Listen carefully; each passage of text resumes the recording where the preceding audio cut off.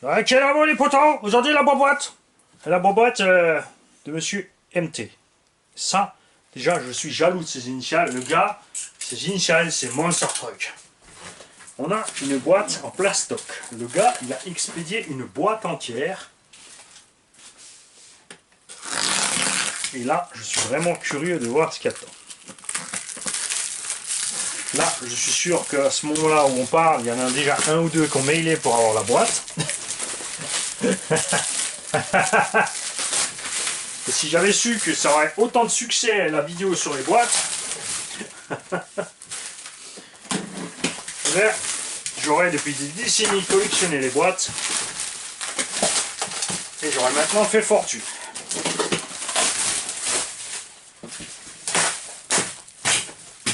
Le gars, il a vraiment envoyé une boîte complète plastoc en dur. N'empêche, c'est pas plus mal. On pourrait avoir des boîtes comme ça normées que tu expédies, réexpédies, réexpédies dans tous les sens. Tout simplement. La boîte est fermée par des rilsans qu'on peut ouvrir. Non, on ne peut pas ouvrir. Alors, donc je coupe dans le tas comme un benet. Alors on va couper à l'arrière, comme ça, hop, on peut garder le bout du rilsan. Hop, récupérato. Et qu'est-ce qu'on a là-dedans? J'ai un fennec, un putois, un hérisson mort. Toute une caisse. C'est pas juste une carreau. On dirait bien là-dedans qu'il y a toute une voiture.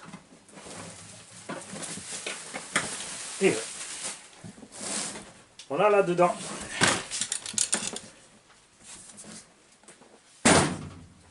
un short course Losi, suspension bien souple, des petits élastiques pour tenir la carreau qui a encore l'air bien entière.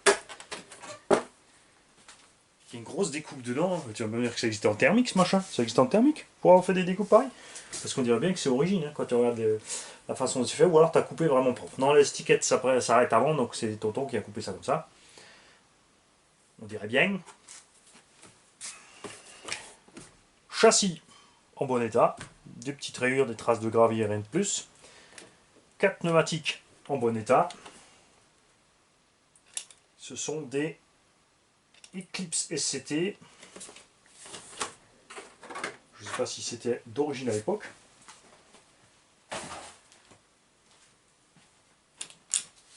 Les petits amortos bleus d'origine. L'engin qui est donc monté sur full CVD. Renfort de train il y est. On va voir si le reste est dans la boîte au niveau du train avant et autres. On a les noix qui sont un peu marquées.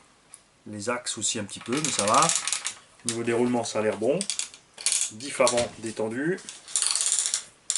Diff arrière pareil.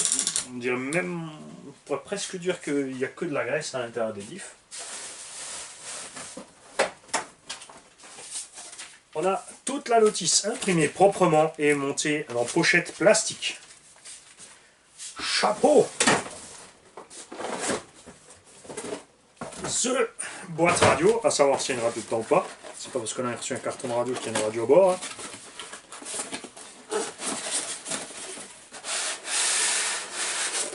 Il y a bien la radio dedans. Alors, c'est une FS GT3B ou c'est une FS GT3C. C'est une GT3B, donc avec 8 piles dans le socle. Complète avec le récepteur.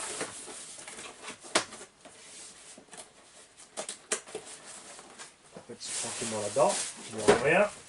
Ah, une noix option Losi 70-75 et c'est délirant. Tu as l'impression que cette noix est en plastoc tellement elle est légère. C'est fou ça. Et regarde le design.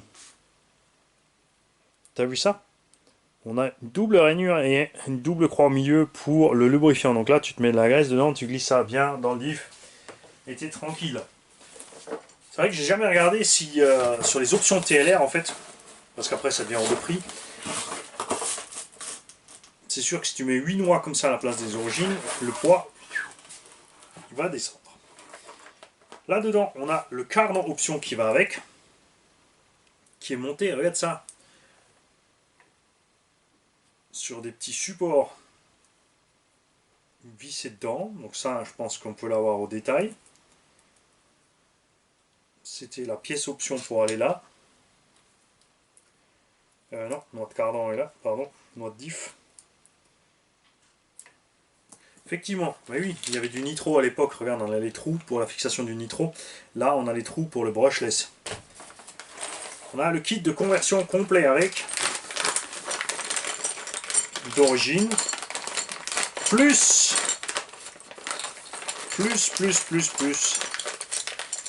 Regarde, je te montre.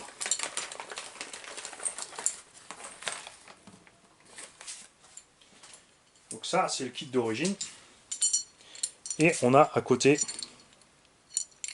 à moins que non, ça c'était le double palier, ça c'est l'origine. Donc tu en avais un avec un palier plastique. Et ensuite, on a un kit d'option KHZ qui lui contient 2 roulements dans le second palier.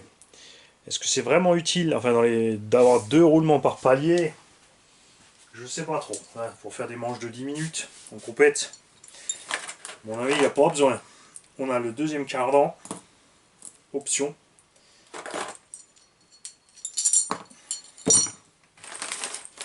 On a de la visserie, des couronnes, des machins. Le diff central qui est en bon état. Alors on avait une noix au fond de la boîte. Est-ce qu'on aura la deuxième? On a les 2 cardans options. A priori, a fortiori, on devrait y aussi avoir la deuxième. On a des ressorts mais qui ne conviennent pas au SC. Ça doit venir de Buggy. Un variateur Triton 150. Alors ça, c'est le vieux Krypton Hobby-Wing Xeron 150. Ouais, c'était bien pour les 1/5 léger à l'époque en 6S. FG a monté ça longtemps dans ses kits,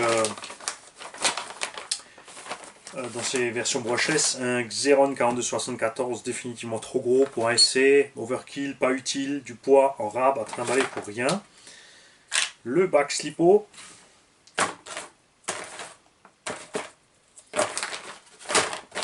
Alors ce combo pour moi est beaucoup trop lourd pour cette machine. Il vaut mieux se diriger vers un 3660, 3670, même un 3674. Entre 2600 et 3100 kV si tu roulais en 3/4S pour profiter mieux de la machine. Ça, là tu vas te retrouver avec le poids d'un Buggy 1.8 avec tout ça dedans, et c'est pas un Buggy 1.8 quand même. C'est solide, c'est clair, mais la transmission est quand même, a quand même été fait plus petite que dans le Buggy, justement pour être dans la classe de poids acceptable de 2,7 kg à peu près, équipé en 2.3S, et pour être roulable aussi en 2S, parce qu'avec ce gros combo là, tu peux plus rouler en 2S. Bon, après si tu fais pas de compète, à la limite tu t'en fiches, mais c'est clairement trop gros cette histoire là. Donc moi je vais voir avec Tonton MT ce qu'il veut nous faire de cette machine. Je vais contrôler mes mails parce que, ouais, exactement, avec tout ça, moi je m'y perds. C'est exactement ça. En tout cas, super idée que cette caisse de transport.